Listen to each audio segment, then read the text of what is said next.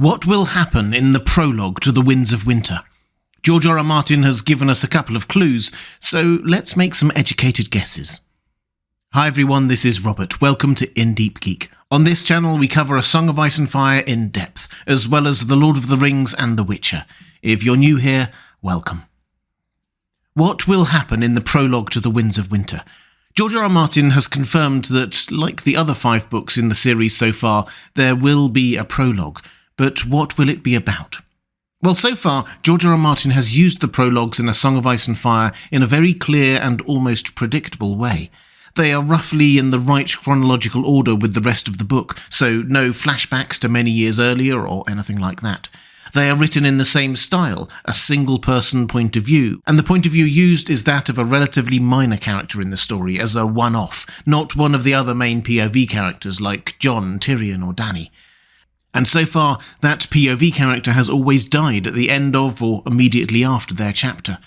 There has also always been a magical element involved in the chapter, and in particular related to that death. And finally, though probably most importantly, each prologue plays an important thematic role to that book, introducing concepts or plot threads that will become important later, and often clearly mirroring something that will happen at the very end of the book. So to quickly run down what we've had so far, for A Game of Thrones, Book 1, the prologue was from the POV of Will, a member of the Night's Watch, who, along with Waymar Royce and Garred, runs into the others. This clearly introduces the reality of the others and mirrors the introduction of the dragons in the last chapter of the book. For A Clash of Kings, we have Maester Cresson at Dragonstone, so we get that whole Stannis and Melisandre plotline introduced, the build-up to the Battle of the Blackwater, and Maester Cresson's death is echoed in the last chapter of the book with the death of Maester Luwin. A Storm of Swords has Chet. This prologue features the others again and sets in motion the chain of events that leads at the end of the book to Jon Snow becoming Lord Commander of the Night's Watch. Pate is the POV character for A Feast for Crows, and echoes very clearly with the Sam chapter at the end of the book. And Varamir Sixskins is the POV for the A Dance with Dragons prologue. We learn a lot about skin changing that helps explain what probably happens with Jon at the end of that book. So that's what we've had so far, but what about The Winds of Winter? Well, back in 2014, a few months after the end of Season 4 of the TV show and The Red Wedding, George R. R. Martin teased that although on the show Robb's wife was dead, in the books she, and I quote, is still alive and will be seen in the prologue of The Winds of Winter. Some parts of the fandom then speculated that perhaps this meant it would be a chapter from her POV, and so she would therefore die, because that's what happens to POV characters in A Song of Ice and Fire prologues, which prompted George R. R. Martin to clarify in a later interview, "Let me make this clear here. I didn't say she was the viewpoint character. I said she was in the prologue. It's the viewpoint character who always dies, but I like to break rules. Just when I get it established what the rule is, I like to break it. So maybe the viewpoint character will die in the prologue, and maybe they won't." Intriguing. As his comment about breaking the rules he has established was about whether the POV character would die, we should probably keep an open mind on that, but let's assume for now that the other elements that he has usually used, keeping the chapter in rough chronological order with the rest of the story, including an element of magic and setting up themes for the rest of the book, particularly the ending, still stand. Particularly that last part. That's one of the main points of having a prologue, after all. So with those parameters in mind, let's take a look at where we left Jeyne Westerling, Robb's widow's story, because this prologue must pick up somewhere soon after that. When Robb went north for what became the Red Wedding, Queen Jeyne stayed in Riverrun under the protection of Brynden Tully, the Blackfish. But soon enough, news came through of what happened, and Riverrun came under siege from the Freys and the Lannisters. This was largely ineffective until Jaime Lannister turned up and forced Edmure Tully to hand over the castle. The Blackfish managed to escape, but Jeyne and Edmure were then both Lannister prisoners, and very important ones. Edmure is obviously the Lord of the Tullys now, and although the Tullys have been deposed as Lords Paramount of the Reach, they still have allies. And Jeyne as King Rob's widow is also pretty significant, both personally and even more so if she were carrying Rob's child, the heir, something Jamie is very aware of. So he calls her before him, and we get this. Jeyne Westerling had been Robb Stark's queen, the girl who cost him everything. With a wolf in her belly, she could have proved more dangerous than the Blackfish. She did not look dangerous. Jeyne was a willowy girl, no more than 15 or 16, more awkward than graceful. She had narrow hips, breasts the size of apples, a mop of chestnut curls, and the soft brown eyes of a doe. Pretty enough. There is a question I must ask you. Are you carrying his child, my lady? Jeyne burst from her chair and would have fled the room if the guard at the door had not seized her by the arm. She is not, said Lady Sybil, as her daughter struggled to escape. I made certain of that, as your lord father bid me. Which satisfies Jamie. It turns out that Jeyne's mother had been working for Tywin all along and had been feeding her moon tea. Added to this, it is now 6 months after she last saw Robb, and she is still described as willowy, so she doesn't look pregnant. None of which is conclusive, but as I say, it seems unlikely now that she is pregnant. Nevertheless, Jamie is taking no chances. She is to be taken to Casterly Rock, along with her mother and Edmure Tully. She will be kept under guard for 2 years to make very, very sure that even if she does later have a child, everyone knows that it can't have been Robb's. As a complete aside here, there was a theory in the fandom that maybe the Jeyne we saw wasn't the real Jeyne. Perhaps the real Jeyne escaped with the Blackfish.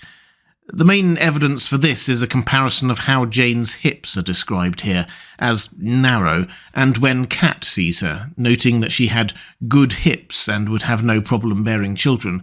But that has been largely discredited now. George R. R. Martin has said a couple of times that this was just a simple mistake. He is human, after all. Anyway, Jamie then sends Jeyne, her mother, and Edmure with an armed escort off to Casterly Rock.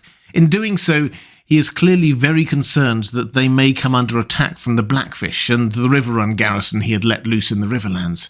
He allocates 100 soldiers to guard the wagons, then doubles it again, so 400.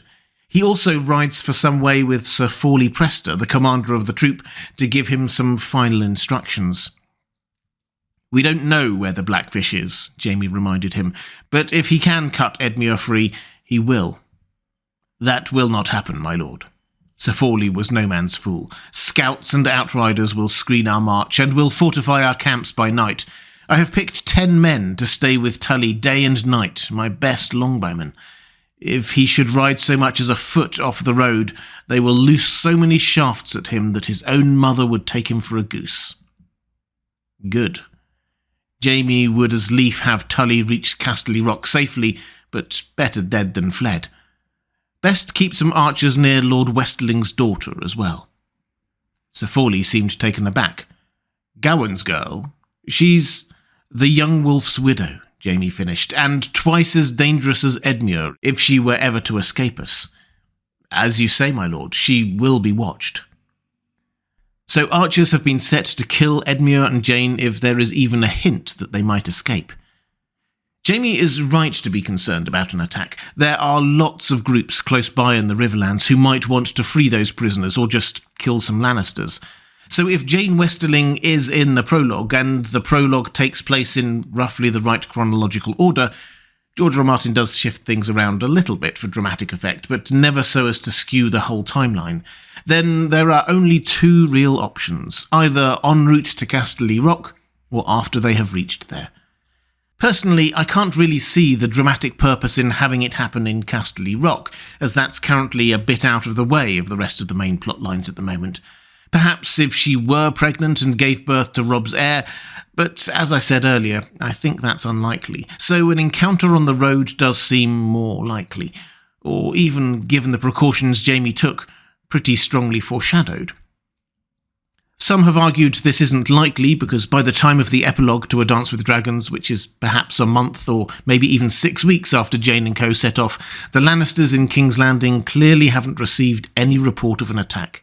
But the journey is over 400 miles if you take the most direct route, much of it through hilly ground, and winter and snow have now come to the Riverlands. Progress will be slow, and there's no reason to think that a report would get back to the Lannisters quickly at all, particularly if the attack happened in the occupied territory of the Riverlands.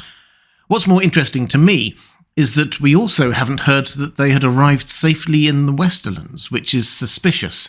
Surely we would have had a report that they had passed the Golden Tooth or Sarsfield. So let's take Jaime's concern about a possible attack seriously. He is primarily concerned about an attack by the Blackfish and the Riverrun garrison he set free, so perhaps the prologue is an attack by them, which would be exciting, but probably not particularly magical in its own right. So what about Lady Stoneheart and what remains of the Brotherhood without banners? There is no doubt that she would want to free her brother and daughter-in-law if she could, and they are in the Riverlands, and if she is there personally, that adds the magical element. But do they have the strength in numbers to launch such an attack? It's clear that when Beric finally stayed dead and Lady Stoneheart replaced him as leader, replacing justice with vengeance as their guiding principle, many of the original members left. They have many sympathisers in the Riverlands, but they are spread far, and they are no longer the military force they once were. Taking on 400 Lannister soldiers seems, again, unlikely. But I have another option: a wolf attack. Arya's direwolf Nymeria has spent the duration of the war slowly building up a super pack of wolves. No one knows exactly how many, but there are reports of them being hundreds strong. Enough to threaten that Lannister force, particularly if they attack at the same time as the Blackfish or Lady Stoneheart. Added to which, George R. R. Martin has more than hinted that this super pack will have a significant role to play in the books. When asked about it, he has said, "You know, I don't like to give things away, but you don't hang a giant wolf pack on the wall unless you intend to use it." A reference there to Chekhov's gun. The super pack will get involved in the central plot. It's just a matter of whether it's in the prologue or later. Finally, I do wonder whether we've had a hint of this at the start of the pre-released Arya POV chapter from the Winds of Winter. At this time, she is still walking into Nymeria when she sleeps. That chapter starts like this. She woke with a gasp, not knowing who she was or where.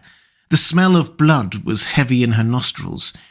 She had dreamed of wolves again, of running through some dark pine forest with a great pack at her heels, hard on the scent of prey. She took a breath to quiet the howling in her heart, trying to remember more of what she'd dreamt, but most of it had gone already. There had been blood in it, though, and a full moon overhead, and a tree that watched her as she ran. The super pack are clearly hunting something or someone and catching them, judging by the repeated mention of blood. If this is what happens, this also fits in with a lot of the habits that George R. R. Martin has established for his prologues. Somebody can die at the end of it. There's a magical link through the warging, and whoever the POV character is, they are new. Jaime and Brienne, incidentally, are the only main POV characters in the Riverlands at this point, and they are last seen in Pennytree, some way north of Riverrun, perhaps a week after the wagon train set off from there, so they may be involved, but they'd have to move pretty quick to get there in time. Without speculating too much on what happens in the rest of the Winds of Winter, this also sets up a lot of potential plot points for later on. Arya reclaiming her Stark identity and heading back to Westeros. The Stark inheritance crisis if we get absolute confirmation that Robb didn't have an heir. And just pause for one moment to consider if Jeyne does die in this chapter. Maybe even shot by a Lannister soldier after Jaime had ordered it if she tries to escape. How would Lady Stoneheart react to that? And it might also set up what could be the start of a Stark fight back and vengeance spree against the Freys and Lannisters in the Riverlands, culminating in, well, I'll do another video on that. So who will be the POV character? It probably now won't be Jeyne after what George R. R. Martin said. POV characters also tend to be slightly outside the main action of the story. It's just a guess, but perhaps Sir Fawley Prester, the man Jaime left in charge of the operation. For a minor character, we actually have quite a well-rounded characterization for him. He's competent, level-headed and loyal. He reminds Jaime of an innkeeper, for example. So, to the action. If it follows the broad pattern of previous prologues, we might expect a slow start inside the head of our POV character, with plenty of opportunities to think about the past and about the current situation, enough for us to understand where that person is coming from, and perhaps even develop a little bit of sympathy for them personally. Then things turn up a notch. The wagon train gets attacked, then a fateful decision by our POV character, like Pate's to get the key for the alchemist, or Cressen's to attempt to poison Melisandre, or Chet's to go through with the mutiny at the Fist of the First Men. Then the magical twist and death in the last few pages. The arrival of the others, Melisandre's magic protecting her from poison, the alchemist being a magically disguised faceless man, and so on. Perhaps in this case, the fateful decision is to order the archers to shoot Jeyne as she attempts to escape, or maybe even Edmure. Let's not forget that he's there too.